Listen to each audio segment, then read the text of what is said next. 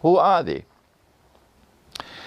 The Qur'an answers that question when it says, Ya ma'ashar al-jinni wal-ins. Ya ma'ashar al-jinni wal-ins.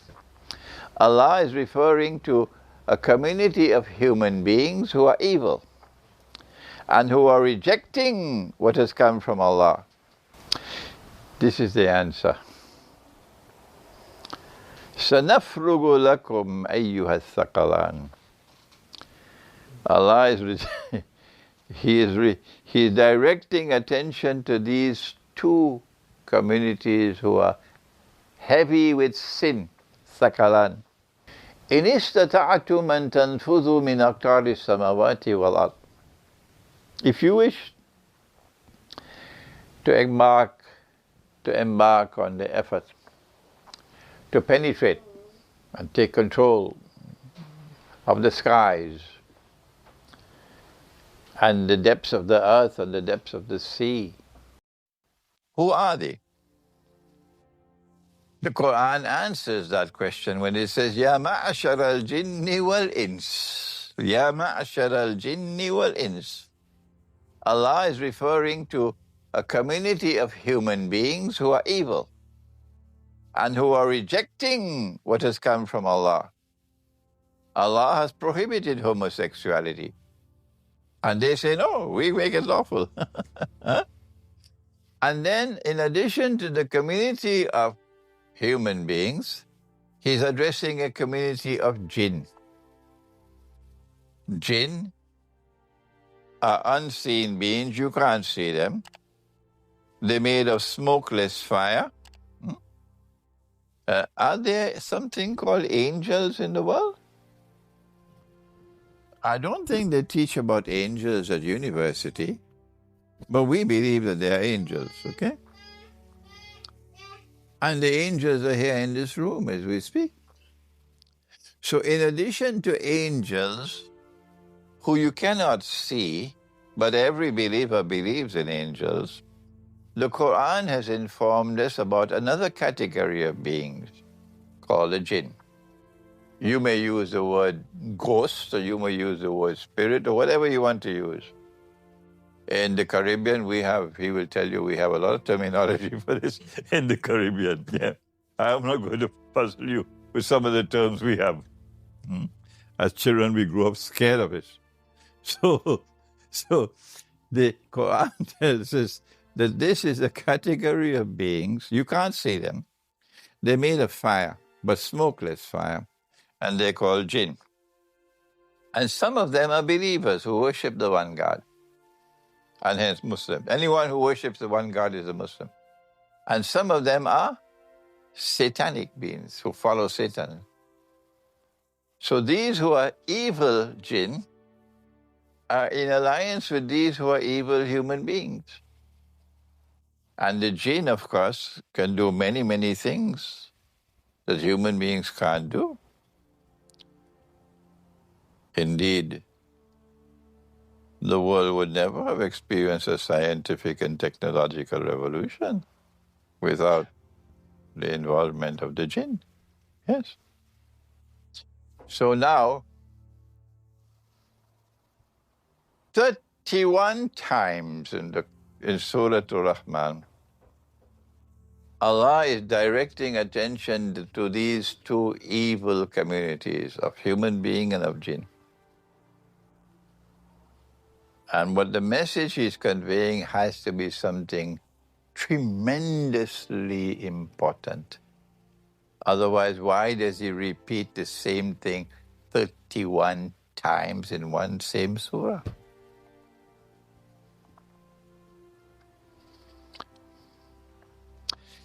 This is the answer. سَنَفْرُغُ لَكُمْ أَيُّهَا الثَّقَلَانِ. Allah is He is directing attention to these two communities who are heavy with sin, ثَقَلَانِ. Heavy with sin. And he says, I'm going to deal with you. I'm going to deal with you. أَيُّهَا الثَّقَلَانِ. The two communities of sin.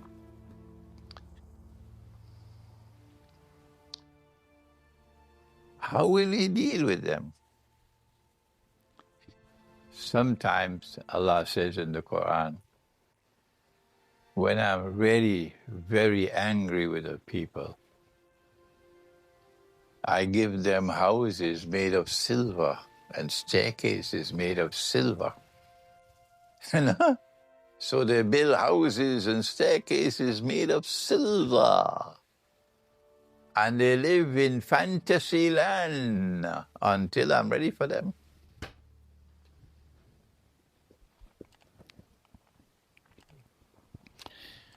They live in fantasy land until I'm ready for them. So now comes to the most important ayah of tonight's lecture, which I have not disclosed in public before, and I don't want it in public, Hosein. Here's what he says. When he said, I'm going to deal with you. And sometimes when he deals with you, he gives you all of these things so that we come and destroy you. Ya ma'ashar al-jinni wal-ins. O you community in which you are allied with each other, these evil people and these evil jinn, you have alliance with each other. In istata'tum an tanfudhu min aqtari samawati wal ard. If you wish to embark on the effort to penetrate and take control of the skies and the depths of the earth and the depths of the sea, with your Star Wars and your robotic submarines at the bottom of the sea laden with nuclear missiles and so on, and with your nuclear missiles bedded down in the interior of the earth, inside the earth, and it comes out from inside the earth.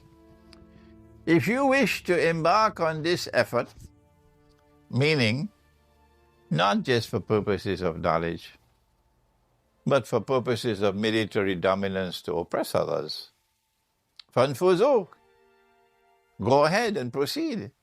Meaning, yes, you'll be able to do it, go ahead and do it. But remember, don't forget, La tanfuzuna illa bisultan. The only way your missiles can fly and your satellites can fly around the earth and your submarines can go down into the depths of the ocean and you can penetrate the interior of the earth is if I authorize it. They don't teach this at university, nor do their military academies know anything about this. Meaning, Allah is saying, but on that day when I do not authorize it, your missiles will not fly. Or they may not fly in the direction that you want them to fly.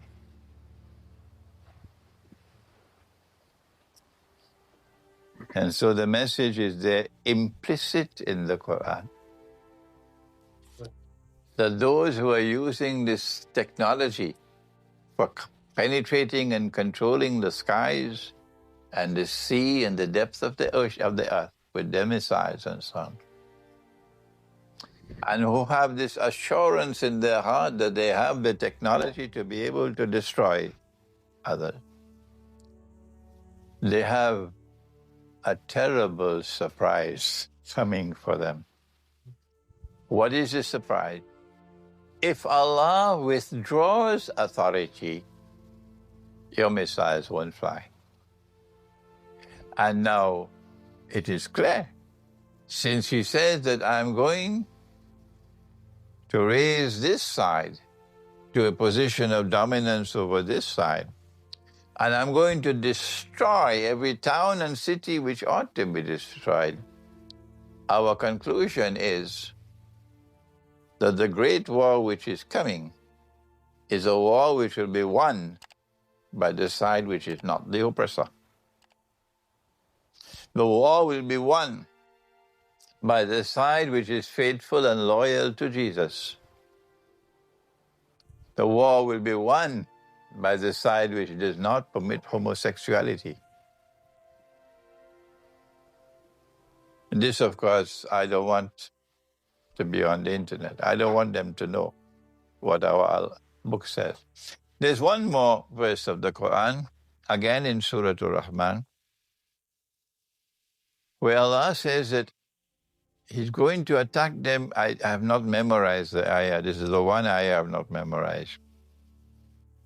That I'm going to send against them a flash of fire. And that flash of fire will be followed by smoke. Come on, pick up your machines and check in Surah Ar-Rahman. No, give me the Arabic. Give me the Arabic.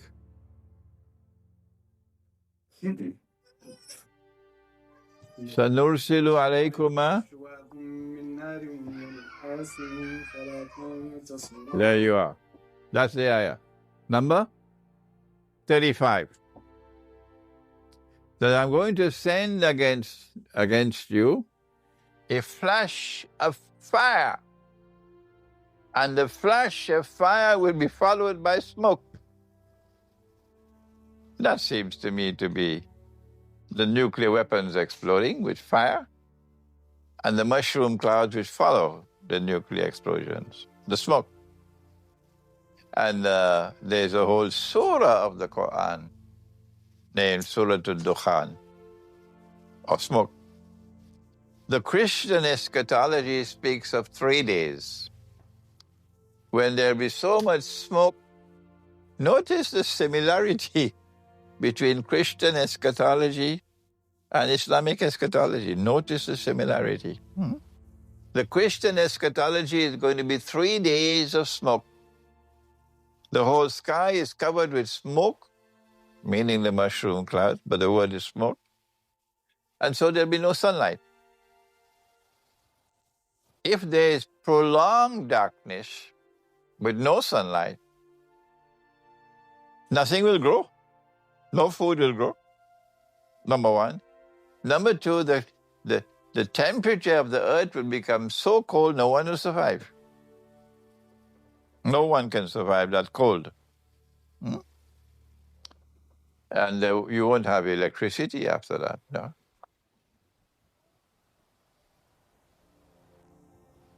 So Christian eschatology speaks of 3 days. If it's 3 days of smoke, then you can survive 3 days. In a hadith, there's about 40 days of smoke, darkness, no sunlight. 40 days. I don't know which one it's going to be. I hope it's the Christian side. I hope it's the 3 days. So that for 3 days there will be no sunlight, and therefore the temperature on the surface of the earth is going to be freezing. So in preparation for the war which is coming, we need to take into consideration, number one, storage of food.